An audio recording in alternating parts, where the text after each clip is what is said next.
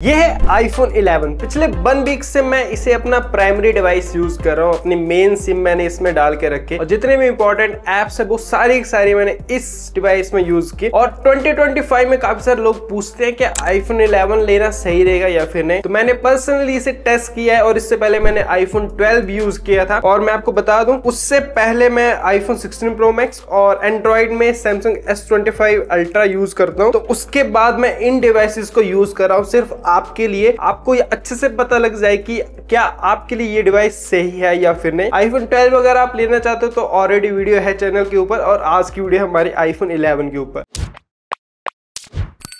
सबसे पहले हम बात करते हैं इस फोन की बिल्ड क्वालिटी, डिजाइन और ओवरऑल जो फील है। तो गाइस मुझे इसका डिजाइन अभी भी काफी प्रीमियम लगा क्योंकि एल्यूमिनियम की फ्रेम आती है, बैक साइड ग्लास की है और ओवरऑल जो डिजाइन है इसका इन हैंड फील जो है ना वो काफी कंफर्टेबल है। ऊपर से फोन हमारा IP रेटिंग के साथ में आता है, IP68 की रेटिंग है। हमने वाटर टेस्ट किया था, उसमें ये फोन पास हो गया था। लेकिन हाँ, हम इस फोन की एक बार बैटरी चेंज करवा चुके हैं तो उसके बाद हमने इसका वाटर टेस्ट नहीं किया क्योंकि फोन एक बार ओपन हो जाए तो फिर IP रेटिंग का काफी रिस्क हो जाता है। तो अगर आप भी सेकंड हैंड फोन ले रहे हो या फिर बैटरी आपने चेंज करवाई है तो फिर IP रेटिंग के ऊपर उतना रिलायबल मत रहना। नेक्स्ट जो बात है फोन के बटन्स की क्वालिटी, भाई अभी भी जबरदस्त है। हालांकि फोन को लॉन्च हुए इतना टाइम हो चुका है, उसके बावजूद भी बटन्स एकदम क्लिकी हैं, प्रॉपर वर्क करते हैं। फिर हम अलर्ट स्लाइडर की बात करें तो वो भी एकदम बढ़िया वर्क करता है। स्पीकर्स और माइक की बात करें तो वो मुझे एक बार क्लीन करवाना पड़े थे क्योंकि इनका रिस्पॉन्स अच्छा नहीं था, क्योंकि काफी सारी डस्ट चली जाती, इतना टाइम हो चुका है उसके बाद। तो फिर स्पीकर और माइक मुझे क्लीन करवाना पड़े थे। उसके बाद स्पीकर की आउटपुट एकदम बढ़िया हो गई थी, नई जैसे। बाकी इस डिवाइस में भी एक ई सिम डलती है और एक फिजिकल सिम डलती है और 4G डिवाइस है। तो नेटवर्क को लेकर तो इशू आ रहा था, 5G वाले स्पीड मुझे देखने को नहीं मिल रहे थे और 4G भी उतने अच्छे से वर्क नहीं कर रहा था क्योंकि अब टाइम 5G का है तो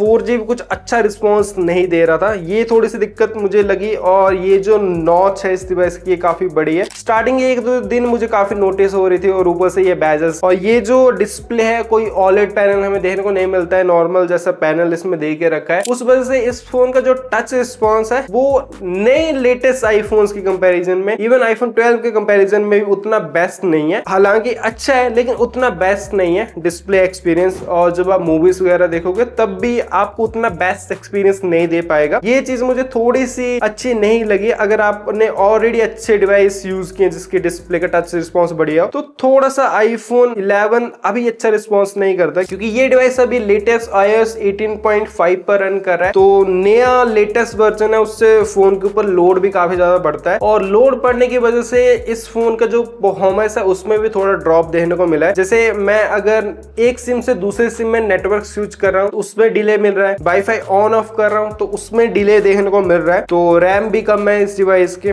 और मल्टीपल एप्स यूज कर रहे हैं तो तब भी थोड़ा सा डिले देखने को मिल रहा है। इसके अलावा इसकी डिस्प्ले 60 हर्ट्ज पर रन करती है, लेटेस्ट iPhone 16 की भी 60 हर्ट्ज पर रन करती है। ये मुझे स्टार्टिंग में कुछ दिन फील हुआ क्योंकि मैं पहले प्रो मॉडल्स यूज करता था तो उस वजह से, लेकिन हाँ थोड़े दिन बाद 1-2 दिन में मैं यूज टू हो गया। तो यहाँ पर अगर आपने ऑलरेडी एंड्रॉइड फोन में 90 FPS 120 हर्ट्ज वाला डिस्प्ले यूज किया तो फिर जो स्मूथनेस है फोन की वो कम लगेगी आपको। और गाइस एक iPhone 11 2025 में आउटडेटेड लग सकता है न्यू टेक के सामने, राइट? पर बात ये है जैसे टेक्नोलॉजी बदलती है वैसे हमारा कम्युनिकेट करने का तरीका भी इवॉल्व होता है। अगर आप 2025 में भी इंग्लिश बोलने से स्ट्रगल कर रहे हैं तो ये आपको पीछे कर सकता है, बिल्कुल आउटडेटेड टेक यूज करने जैसा। एक्चुअली इंग्लिश सीखना ज्यादा मुश्किल नहीं है अगर आपके पास सही सपोर्ट हो तो। चलिए मैं आपको दिखाता हूँ कैसे। My client call me and said me your meeting postpone to tomorrow, how to tell this to boss. आपके बताए हुए सेंटेंस में ग्रामर मिस्टेक्स हैं, इसे इस तरह करेक्ट करके बोलिए। Hi boss's name, the client called and informed that the meeting is postponed to tomorrow. क्या आपको और कोई हेल्प चाहिए? क्या आप मुझे इस मैसेज के साथ ईमेल ड्राफ्ट करने में हेल्प कर सकते हैं? यह रहा आपका मांगा हुआ ईमेल ड्राफ्ट।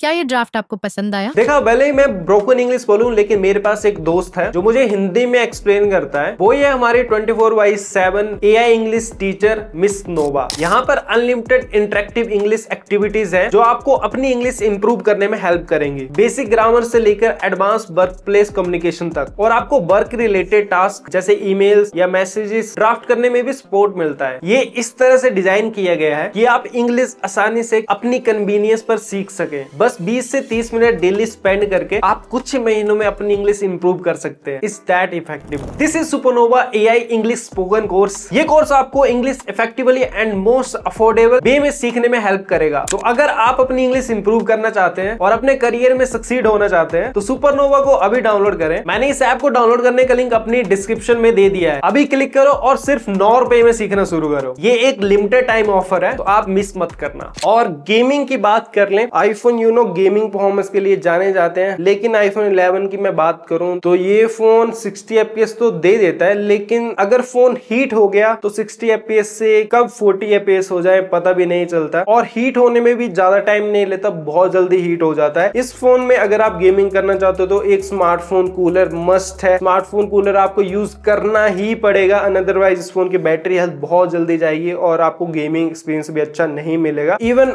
अगर आप वीडियो एडिटिंग कर रहे हो, हैवी टास्क रन कर रहे हो, आउटडोर में कैमरा ज्यादा देर तक यूज कर रहे हो वीडियो रिकॉर्डिंग के लिए, तब भी फोन बहुत हीट हो जाता है, ब्राइटनेस ड्रॉप कर देता है। तो यहाँ पर बहुत सारी कमियां मैंने नोटिस की हैं इस डिवाइस में पिछले कुछ दिनों से जो मैं यूज कर रहा हूँ। और बैटरी इसकी एक बार चेंज हो चुकी है, उसके बाद मैं इसकी बैटरी हेल्थ दिखा देता हूँ।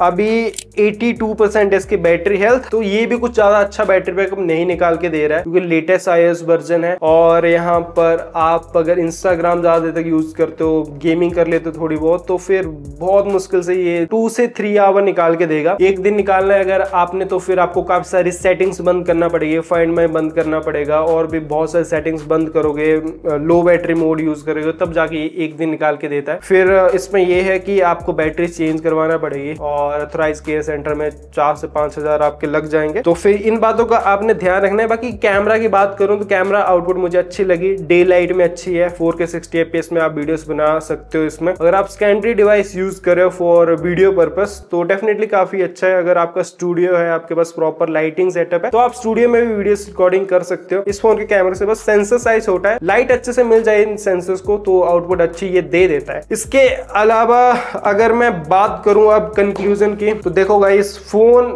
अच्छा है। आज के टाइम पर ये 12 से 15 हजार में मिल जा रहा है रिफर्बिश मार्केट में भी और सेकंड हैंड भी। फोन काफी पुराना है, डिसकंटिन्यू भी हो चुका है, नया तो अब मिलेगा नहीं। तो इसमें अगर आपको 100% बैटरी वाला मिल रहा है तो डेफिनेटली उसकी बैटरी चेंज हुई है, और यू डोंट नो कि उसकी बैटरी अथोराइज केयर सेंटर से चेंज हुई है या फिर बाहर से चेंज हुई है, डुप्लीकेट बैटरी है, फिर ओरिजिनल बैटरी है। तो अगर आप सेकंड हैंड ले रहे हो, 15 हजार का ले रहे हो, तो फिर आपको 4 to 5 thousand और डालना पड़ सकते हैं बैटरी के लिए। इस बात का आपने ध्यान रखना है। इसके अलावा परफॉर्मेंस भी आपको बहुत तगड़ी नहीं मिलेगी, रैम भी कम है फोन की, लेटेस्ट AI वाले फीचर्स भी नहीं मिलेंगे, 5G भी नहीं मिलेगा। ओवरऑल देखा जाए तो वैसे मैं आपको रिकमेंड नहीं करूंगा आईफोन 11, लेकिन आप बहुत ही कैजुअल यूज करते हो, सेकेंडरी एक आईफोन चाहिए फॉर कैमरा पर्पस, तो फिर आप इसकी तरफ जा सकते हो। और अच्छे डिजाइन, बिल्ड क्वालिटी अच्छी, वो सब चीजें बढ़िया है। लेकिन फिर भी मैं कहूंगा इससे अच्छा काफी सारे एंड्रॉइड फोन आते हैं इस कैटेगरी में, आप उनकी तरफ जाइए, एक स्मार्ट डिसीजन रहेगा। बेसिक आईफोन है, लेकिन आईफोन 11 अभी के टाइम पे लेना उतना सही डिसीजन नहीं रहेगा, बट जो एक्सपीरियंस है वो यही है।